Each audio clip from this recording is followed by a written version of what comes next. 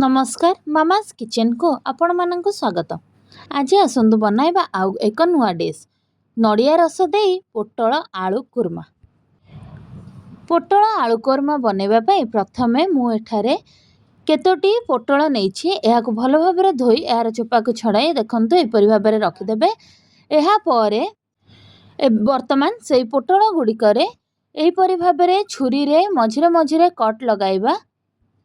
मु एठारे जेपरी पोटल गुड़िकरे कट लगौछि सेहीपरि आपण माने कट लगेबे।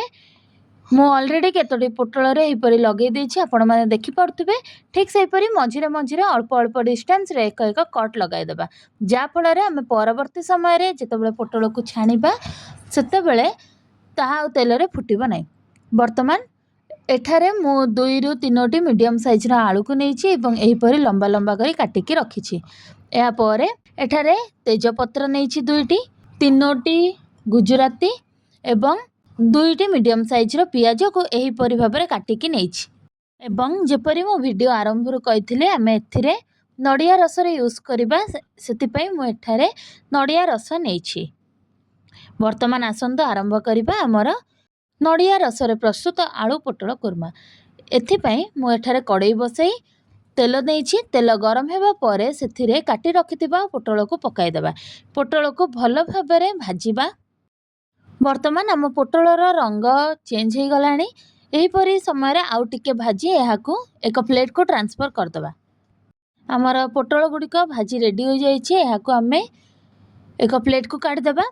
एहा परे हमें काटी रखिथिबा आलू को मध्य एही परि भाजिबा।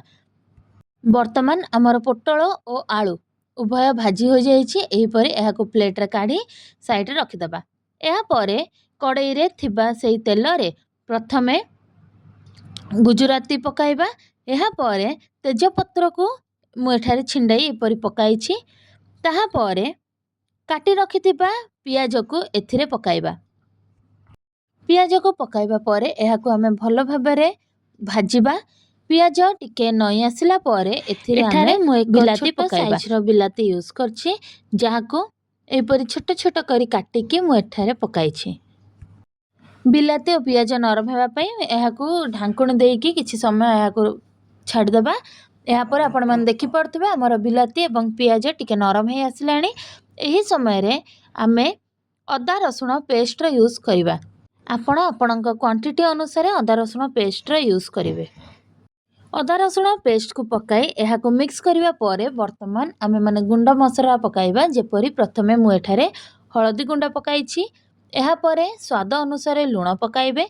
ता परे धनिया गुंड, लंका गुंड, करी पाउडर पकाइबा एवं एहाकू आमे मिक्स करिबा। वर्तमान आमे मसला को कसिबा। अल्प अल्प पानी देई तेल ऊपर को उठिबा पर्यंत आमे मसला को भल भाबरे कसिबा। 7 रु 10 मिनिट पर्यंत एही परि भाबरे आमे घोडणी दे मसला को कसिलु। एहा परे आपण मन देखि परथबे अल्प अल्प परिमाण रे तेल ऊपर को आसीछि। आउ टिके मध्य मसला कसी हबो जे पर्यंत मसला रा गंध जाई नाही से पर्यंत आमे मसला को कसिबा। वर्तमान देखंतो हमर मसला कसी जाइछि। तेल मध्य किपरि ऊपर को आसीछि।